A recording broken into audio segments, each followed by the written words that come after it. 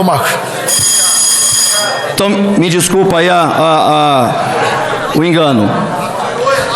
Por gentileza. Não, eu não tirei rápido porque eu não tô com arma aqui. Inclusive, até dando uma dica. Não, é importante.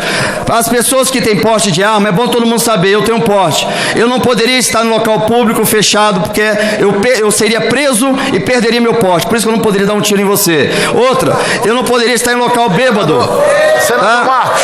Não, eu não poderia estar em local bêbado, porque... Tá, ok, desculpa. Eu não poderia estar em local bêbado, porque se eu estiver em local bêbado, como as pessoas sabem que eu tenho porte, ela pode denunciar, a polícia vai me prender e eu vou perder o porte. Então, primeiro que eu tenho escutado aqui é muito do achismo, acho. A gente tem pessoas aqui poucas pessoas que têm a experiência na área da segurança pública, como nosso amigo delegado que acabou de falar, como o Major Olímpio e dentre outros aqui, o delegado Contarato, enfim. Mas a gente tem que primar para algumas coisas que já são fatos. Primeiro que o Estatuto do Desarmamento é um fracasso. Já são 16 anos e o Estatuto de Desarmamento não se mostrou eficiente. O Estatuto de Desarmamento fez com que, nas eleições do ano passado, fizesse a eleição e a vitória do atual presidente da República, que fizesse a inclusão de profissionais da área da segurança pública na Câmara dos Deputados e aqui no Senado. Então, a sociedade, no ano passado, não estava pedindo educação e saúde, estavam pedindo segurança. Isso, então, não precisa vir com números, com estatísticas, porque a sociedade brasileira percebeu que o Estatuto de Desarmamento foi uma falácia. Outra coisa, a ideia de que o Estatuto vai liberar armas, vocês estão completamente enganados. Isso é uma enganação, tanto para quem ficou preocupado e assustado, como para quem acha que já pode ir para qualquer lugar e comprar arma. Boa tarde a todos, boa tarde, presidente, obrigado pela oportunidade.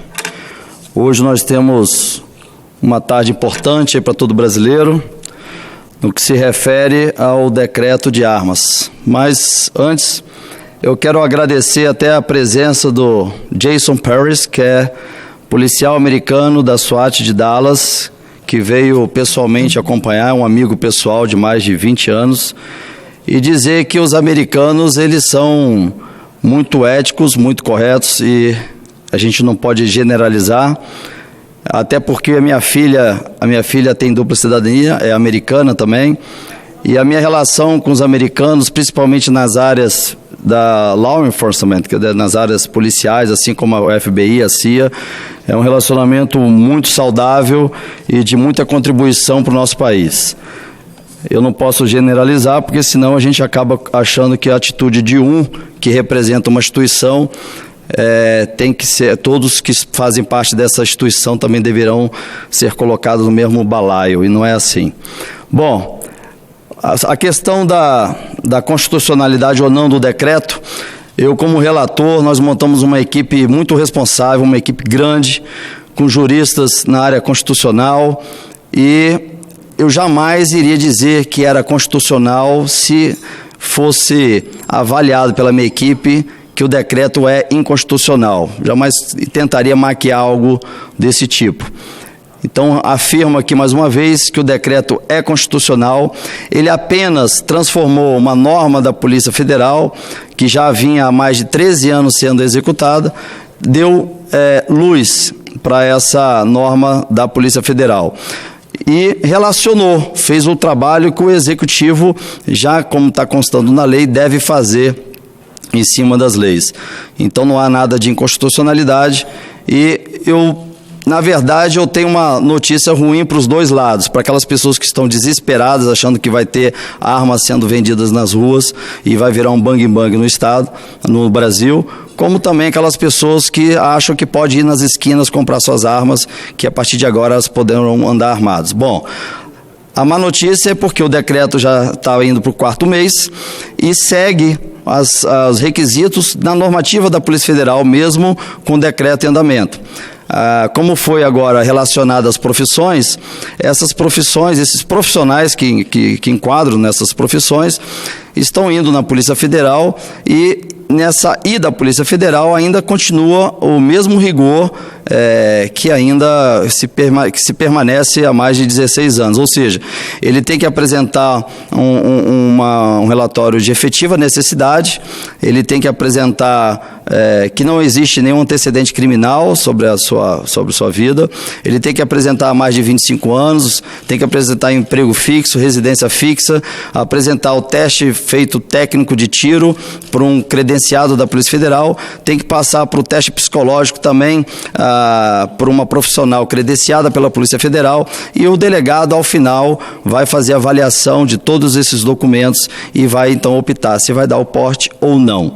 Então, para aqueles que estão achando que o decreto já está liberando e as armas já estão nas ruas e está todo mundo andando armado, isso é uma sensação, uma falsa sensação, e também para as pessoas que estão passando isso para criar um caos na sociedade, isso é uma falácia, isso não está acontecendo, não vai acontecer. As pessoas que têm, eu até tenho colocado como desafio, não vai existir lei nenhuma, em nenhuma parte do mundo, de qualquer forma que seja, que vai conseguir desarmar um criminoso. O criminoso, ele jamais vai seguir a lei. Simplesmente o cidadão que teme e obedece à lei, ele é o mais penalizado nessa situação. Foi o que aconteceu no Brasil. Nós já estamos há 16 anos com o Estatuto de Desarmamento em funcionamento, e nós tivemos ano passado um clamor da sociedade, e de forma até impressionante, que a gente verificou que não estavam mais pedindo educação e saúde, estavam pedindo segurança. E por conta disso, o atual presidente da República foi eleito, uma quantidade muito expressiva de deputados federais, estaduais, senadores foram eleitos por conta dessa questão da segurança, e eu aqui estou por conta disso também. Então, o Estatuto de Desarmamento deixou claro, por números, por estatísticas, por sensação da sociedade, pelo número de mortes, que ele foi um fracasso, uma falência total nesse projeto. Então nós temos que agora pensar que o cidadão honesto, que obedece à lei, teme a lei, ele tem que ter, deve ter o direito de se proteger, proteger a vida e proteger até a vida daqueles que são contra esse decreto. Nós temos em várias partes do mundo pessoas, instituições, países, enfim, que aderiram à ideia do desarmamento. Vou dar um caso aqui, em 2011, no estado americano de Illinois, provou uma rígida legislação de armas no país. No ano seguinte, Chicago, que é a maior cidade do estado, viu a taxa anual de homicídio subir 17%. Assustados, em 2014, eles voltaram atrás. O resultado disso, os roubos diminuíram em 20%, furtos de veículos 26%, e a taxa de homicídio de Chicago chegou a menor em mais de 50 anos. Nós temos que pensar que o brasileiro armado não é bandido. O brasileiro que segue a lei, teme a lei e passou por todo o crivo da Polícia Federal não é bandido, não vai virar bandido e não vai fornecer arma para bandido. Para você passar por esse crivo, você é uma pessoa extremamente responsável, temor à lei, obedece à lei, e a sua arma vai ser um equipamento que vai acabar ajudando as forças policiais. Não estou dizendo que o fato de dar arma para a sociedade, para o cidadão que teme a lei, a situação da segurança pública está resolvida no Brasil. Não é isso. Nós temos outras linhas que nós precisamos resolver para poder, então, melhorar a qualidade de vida do cidadão brasileiro, mas essa é o básico para que o cidadão possa proteger a si mesmo, a sua família e a vida de terceiros. Como eu falo em outros países, o cidadão que teme a lei é uma força aliada da polícia. Assim como tem o extintor de incêndio, que é a primeira resposta a uma situação de incêndio, até a chegada do corpo de bombeiro, a arma do cidadão que teme a lei faz o mesmo papel. Ele é o primeiro interventor, é o first responder, até a chegada das unidades policiais para, assim, resolver a situação. E tem algumas frases que as pessoas falam, né? Quanto mais livros, menos armas, ou então vamos botar mais livros nas mãos e menos armas. Se a gente pensar também dessa forma, apesar de que cada equipamento desse, cada objeto desse tem sua função, mas se a gente pensar dessa forma, a gente vai achar que os Estados Unidos, que é o país mais armado do mundo, só tem analfabetos lá e ninguém tem acesso a livros. E outra frase que eu concordo, quando fala assim, quanto mais armas, mais mortes. Eu concordo com isso, porque quanto mais armas ilegais, mais mortes. Armas ilegais vão ter e sempre estarão na mão dos criminosos. Esquece e não pensem nessa utopia de que um dia uma lei vai conseguir desarmar os criminosos. A gente tem que já entender que o nosso cenário no Brasil, nós já vivenciamos isso há 16 anos, o Estatuto foi uma falência, foi um fracasso, e a gente agora temos que criar aí uma outra alternativa e deixar o decreto em andamento para que a gente possa até perceber qual é o comportamento do brasileiro referente a isso, pela maturidade, e não entender e não achar que todo brasileiro é bandido, como todo mundo acha que vai ter arma, virou bandido. Eu tenho arma há 30 anos, manipulo ela há muitos anos e não virei bandido, não virei criminoso, até porque vale ressaltar que quem tem o porte de arma tem uma lei que rege sobre ela. Pessoa que tem um porte não pode entrar em um local fechado com aglomeração de pessoas, senão ele é preso e é tomado o seu porte e volta e passa a ter ficha suja. Ele não pode estar bebendo, consumindo bebida alcoólica ou droga, que se a polícia chegar pode prendê-lo e ainda tomar o porte de arma dele. Então existe uma lei ainda mais rígida para aqueles que estão portando arma. A questão do atirador ativo, até pedir um pouquinho mais de tempo, se for possível, presidente, porque acho que vai tocar a sineta aí agora, só para concluir. A questão dos atiradores ativos, as pessoas falam, mas as pessoas entram nas escolas, nos Estados Unidos, nos lugares e saem atirando porque têm acesso às armas. Bom, para explicar essa situação, há 20 anos que os americanos vivenciam isso. E a situação do atirador ativo, ele só acontece porque o cidadão que tem um porte, ele também é proibido de entrar em locais públicos com aglomeração de pessoas armados. Então, os atiradores, os descontrolados emocionalmente, aproveitam desses locais como escolas, shoppings, cinemas e faz o seu massacre. Por conta disso, depois de 20 anos de estudo e vivenciando essa situação nos Estados Unidos, eles entenderam, a própria unidade da SWAT, que é a unidade de elite da polícia americana, entendeu que eles não têm tempo hábil para chegar e intervir na situação, entenderam que os policiais próximos também não têm essa agilidade para conseguir, porque quanto mais tempo, mais mortes, e foram até ao ponto de então treinar e capacitar professores para intervir nessas situações. Então, tem professores nas universidades, nas escolas de primeiro, segundo grau, escolas nos Estados Unidos, armados, não são identificados, ninguém sabe quais são os professores, mas eles são capacitados para intervir em situações de atirador ativo. Ou seja, a possibilidade de desarmar foi completamente descartada, porque entenderam que somente se pode intervir a um atirador, um criminoso armado com um cidadão de bem armado. Não tem outra maneira. Não adianta chegar, como a gente fala, com um pombinho da paz e mostrar para o atirador, para o criminoso, que ele vai largar a arma dele. Não adianta chegar com a bandeira branca, que isso não vai acontecer. Então nós temos que ver a realidade. A gente trabalha com isso há mais de 20 anos em vários países, e eu não estaria aqui defendendo algo que seria indefensável, ou algo que eu não acreditasse, ou algo que eu já visse e realmente que acontece em outras partes do mundo, e o brasileiro está sendo ceifado sem a possibilidade de fazer a sua própria defesa. Bom, não há registro até hoje, em 16 anos, que alguém que recebeu o porte de arma acabou cometendo algum crime. Eu busquei isso no Ministério da Justiça, busquei isso na Polícia Federal, não há dados sobre isso, pois exatamente porque a pessoa, quando consegue a concessão da arma para portar a arma, eu sou um exemplo disso, a gente tem um cuidado redobrado. Mas a pessoa pode ter um descontrole, pode beber, briga no trânsito, ele vai receber essa arma exatamente se ele não tiver esse perfil. Mas você tem uma vida tranquila. Não, minha vida foi também muito difícil. Meus pais se divorciaram quando eu tinha 12 anos de idade. Eu tive amigos que foram para o tráfico, amigos que hoje são traficantes. Me divorciei 2 vezes, tive discussões dentro de casa acaloradas, mas claro, sem agredir, sem fazer nada do tipo, desrespeitando uma mulher. Mas minha arma estava sempre próxima e jamais pensei na possibilidade de sequer tocá-la enquanto eu estava discutindo. Então, as pessoas que têm porte e posse são responsáveis por elas e não são pessoas que vão virar criminosos. Bom, eu só quero encerrar dizendo que eu sou favorável à manutenção do decreto.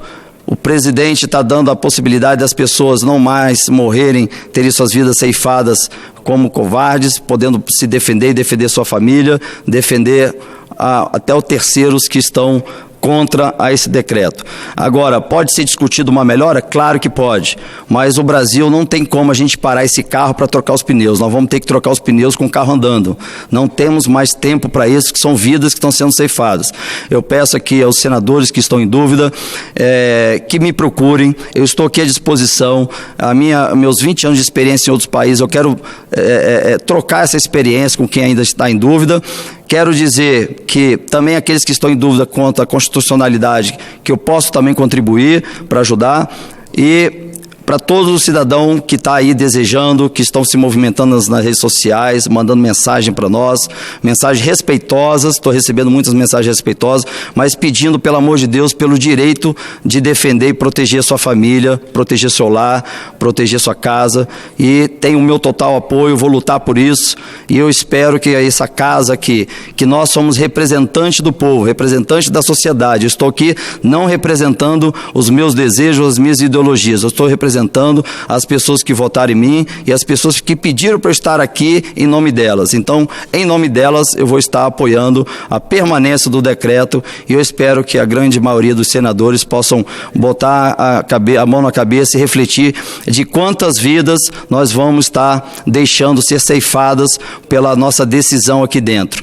Então, chega de ver só criminoso matando o cidadão de bem, o cidadão honesto que segue a lei, que obedece à lei e que quer trabalhador, que quer proteger a sua família. Está na hora desse cidadão se sentir amparado pelo Estado, se sentir protegido e ter dado a ele o direito dele proteger a própria família.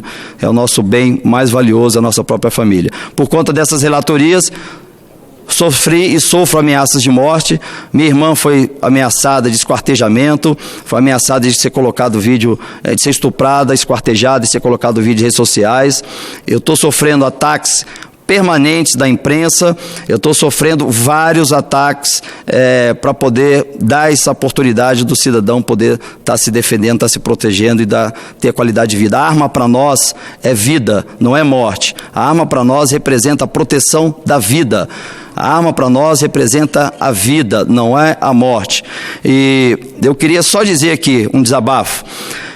Eu tenho sofrido aí ataques da imprensa, uma imprensa irresponsável, uma imprensa que foi criada dentro da papuda, chamada Metrópolis, tem me perseguido, tem colocado de forma pública a perseguição a mim, que disseram que não vão parar enquanto não terminar de destruir a minha imagem, a minha carreira, por conta de simplesmente um proprietário, o idealizador desse jornaleco, desse jornal de fofoca, é simplesmente Luiz Estevam, um senador condenado a 30 anos de prisão. Então, para um jornal que tem como seu chefe primordial, o chefe principal, o idealizador, uma pessoa que está condenada a 30 anos, envergonhou aqui a casa, o Senado, esse jornal e toda a equipe dela está me perseguindo, para mim é porque eu estou no caminho certo, fazendo o trabalho certo, relatando projetos que essas pessoas que hoje estão aí querendo sujar minha imagem, sujar minha honra, sujar a honra da minha família, me colocar em situações que eu possa pedir para desistir desse projeto, eu não vou desistir, e isso me mostra, como mais uma vez repito, que eu estou no caminho certo. Se eu estou incomodando pessoas desse nível, de jornais desse nível sensacionalistas, que fazem com que suas manchetes só querem ser viralizadas como assassinato de reputação, e nós, é claro, eu não vou esmorecer, não vou virar refém e não vou me sucumbir a jornais com esse nível, e me entristece muito de ver jornais competentes, jornais sérios, éticos, jornais que estão aí há mais de muitos anos no mercado, jornais que conseguem dar o equilíbrio, ponderados, não entram no sensacionalismo, ainda copiar matérias e replicar matérias desse jornaleco de quinta categoria, que só por conta de um número expressivo de views, porque hoje, infelizmente, o brasileiro gosta de consumir tragédia, gosta de consumir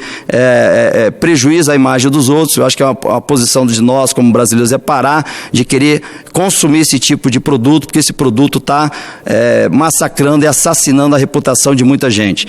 Então, para vocês do jornal, não vou esmorecer, podem me perseguir do jeito que vocês quiserem, vou trabalhar com muito afinco, representando o meu estado, representando o Brasil, representando os novos que querem fazer diferente, por mais que vocês vão querer destruir isso, porque fala, se você não pode destruir o argumento, você destrói o argumentador. Então estão querendo me destruir por conta de tudo que eu tenho feito aqui aos 4 primeiros meses como senador da República e tem mais de 7 anos e meio ainda pela frente. Então, não vou parar por aqui, vamos trabalhar duro para que a gente possa mudar a imagem que esse país tem, não só aqui para os nossos brasileiros, mas perante o mundo inteiro. Então é isso aí.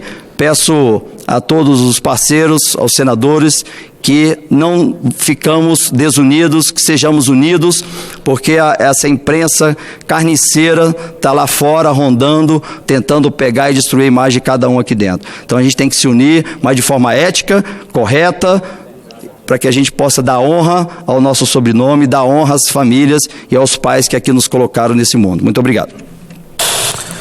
Senador Marcos Doval, do Partido Cidadania do Espírito Santo, o relator do chamado Decreto das Armas, que estará em discussão e votação logo mais aqui no plenário, pois estamos agora com a reunião dos líderes.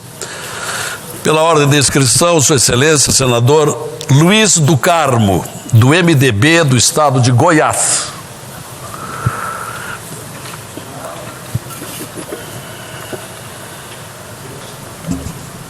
Aqui, primeiro dar os parabéns para o senador Luiz do Carmo, pela coragem de subir e falar de uma dor tão grande que não se tira nunca na vida, essa dor. Compartilhar com a gente isso, dizer que a dificuldade de se ver e vivenciar isso é muito difícil, e as pessoas que estão contra esse decreto não sentem, não sabem dessa dor. A sua filha não só poderia estar tendo a oportunidade de se defender, mas se também tivesse outro cidadão que teme a lei próximo, ele poderia intervir para sua filha. Ele poderia fazer essa intervenção e ter auxiliado a sua filha. A polícia não pode estar em todos os lugares, a todos os momentos. A sociedade pede mais polícia e o Estado quer, então, atender com mais polícia, então bota com uma quantidade sem condições financeiras, com baixo salário, sem estrutura e vive um trabalho desumano, insalubre o trabalho policial no Brasil. E o cidadão honesto, que teme a lei, que tem o seu porte permitido, depois de ter passado por todo o crivo, ele é uma força aliada da polícia, assim como o senhor falou. Ele é aquela pessoa que vai intervir numa situação injusta como essa. O senhor tem total apoio no que precisar, compartilho, estou aqui à disposição para ajudá-lo a tirar um pouco dessa dor e que a gente possa, através dessa votação de hoje, a gente evitar mais situações como essa vivida por você e pela sua filha e pela sua família. Eu concordo. Parabéns. Por isso que eu acho que nós temos... Obrigado, é bem rápido, é só para dar continuidade ao grupo que está sendo atacado por ser contra o decreto. Eu queria que todo mundo pudesse ouvir, que o que eu vou falar aqui é muito importante. O grupo que é a favor também está sendo perseguido e ameaçado. Eu estou sendo perseguido e ameaçado pela imprensa chamada Metrópolis, jornal Metrópolis, e chegou até mim a seguinte mensagem. Claro que não veio até mim, né? Eu preciso que todo mundo preste atenção da ameaça que o jornal Metrópolis está fazendo contra mim. Metrópolis, para quem não sabe, o proprietário é o Luiz Estevão, que está condenado a 30 anos de prisão. Ele é o proprietário, inclusive, esse jornal é conhecido como Papuda News. Mas, vamos lá. Os repórteres estão atrás do seu senador. O fotógrafo tem ordem para registrar qualquer erro. Eles vão arrebentar com ele. Tudo que eles precisam é de um erro. E a minha equipe que monitora as redes sociais está vendo que essa onda está vindo exatamente pelo apoio ao projeto, ao decreto de arma. Então, do mesmo jeito que vocês estão sendo atacados, eu também estou sendo atacado por ter sido relator e estar defendendo o decreto. Então, um jornal que tem como seu fundador, líder e responsável, um corrupto, um senador corrupto e preso, eu acho que eu peço para que as pessoas que estão assistindo na televisão, o Brasil inteiro, o meu estado, não compartilhem mais mensagens desse jornal chamado Metrópolis, que é um jornal sensacionalista e está querendo acabar com a minha reputação por eu estar apoiando o projeto da arma, apoiando o projeto em defesa da vida do cidadão que segue a lei. Então esse é meu recado, falando para vocês que eu não vou me esmorecer, não vou me intimidar e não vou virar refém de uma imprensa desse nível aqui, imprensa chula, sem capacidade, apelativa, dessa natureza, mandando mensagem desse nível aqui. Tá dado o recado, e se quer confronto, se quer ir para a batalha, vão para a batalha, porque eu tenho 8 anos e há 8 anos de luta contra essa velha política, essa imprensa nojenta que só sabe denegrir a imagem dos senadores, dos congressistas. E vou falar para vocês aqui, não sou só eu que estou sofrendo isso, outros senadores estão sofrendo também. Ou a gente se junta contra jornalecos dessa magnitude, ou a gente então vai deixar com que a imprensa domine a nossa casa. Muito obrigado. Está em... O policial da SWAT de Dallas está aqui, o Jason Paris, que é americano. Levanta a mão. Jason, put your hands up. Yeah. Ele é policial da SWAT em Dallas. SWAT é a unidade de elite da polícia americana. O estado do Texas é o estado armamentista e ele está aqui pessoalmente hoje acompanhando essa votação, e quem quiser também tirar dúvidas de como funciona, ele vai estar ali à disposição de vocês, ok? É um amigo pessoal de mais de 20 anos, ele ainda é policial da ativa e está vindo em visita, veio me visitar, veio visitar a esposa e está aqui à disposição de vocês. Obrigado. Senhor presidente, com todo respeito, eu nunca vi um lobby.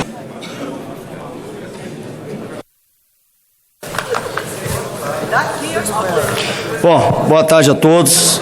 Uma pauta polêmica, eu vou tentar ser breve.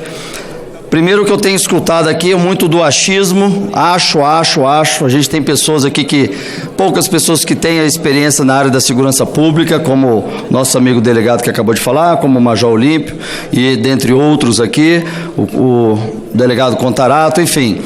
Mas a gente tem que primar para algumas coisas que já são fatos. Primeiro, que o Estatuto do Desarmamento é um fracasso. Já são 16 anos e o Estatuto de Desarmamento não se mostrou eficiente. O Estatuto de Desarmamento fez com que, nas eleições do ano passado, fizesse a eleição e a vitória do atual presidente da República, que fizesse a inclusão de profissionais da área da segurança pública na Câmara dos Deputados e aqui no Senado. Então, a sociedade, no ano passado, não estava pedindo educação e saúde, estavam pedindo segurança. Isso, então, não precisa vir com números, com estatísticas, porque a sociedade brasileira percebeu que o Estatuto de Desarmamento foi uma falácia. Outra coisa, a ideia de que o Estatuto vai liberar armas, vocês estão completamente enganados.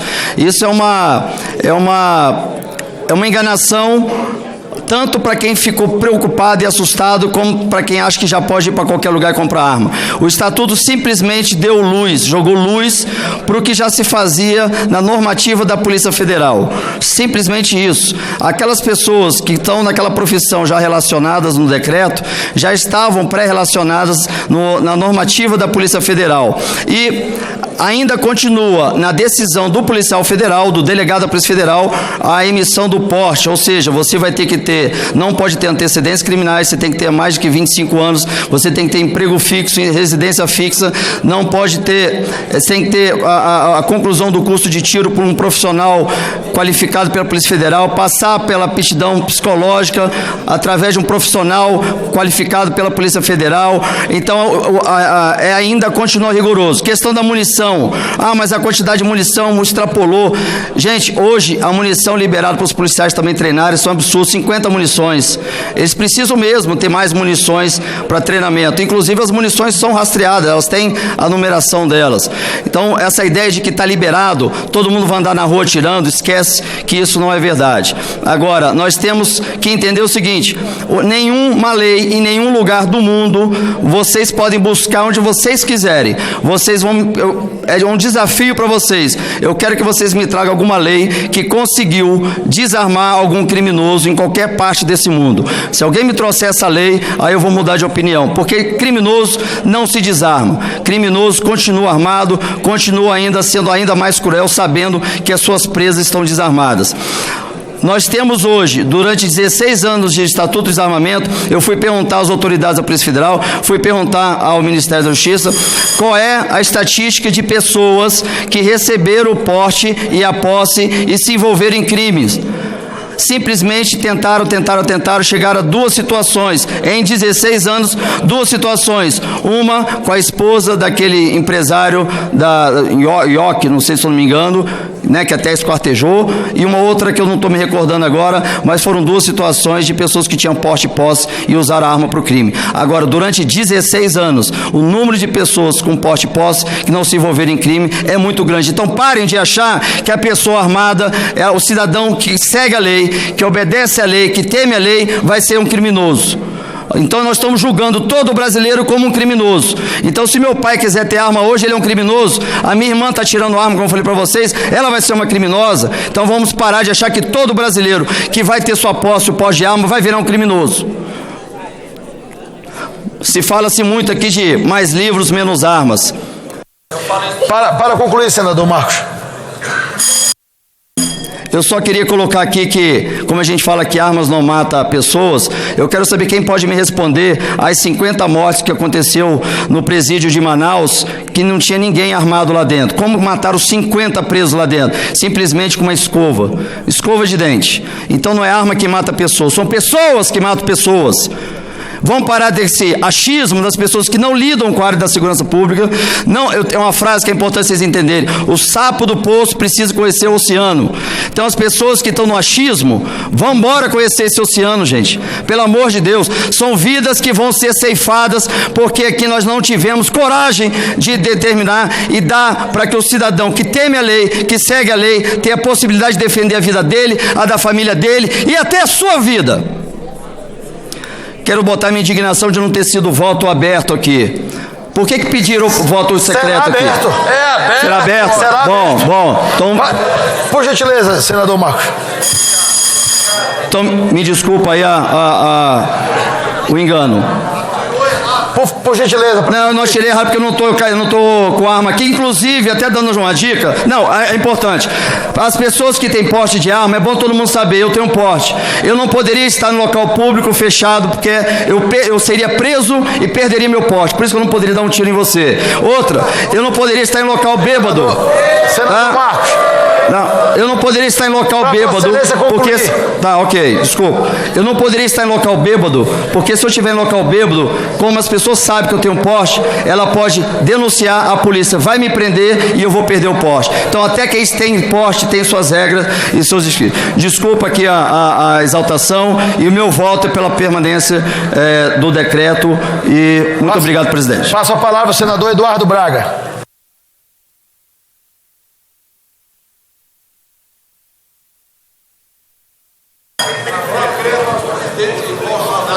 Senhor presidente, senhoras e senhores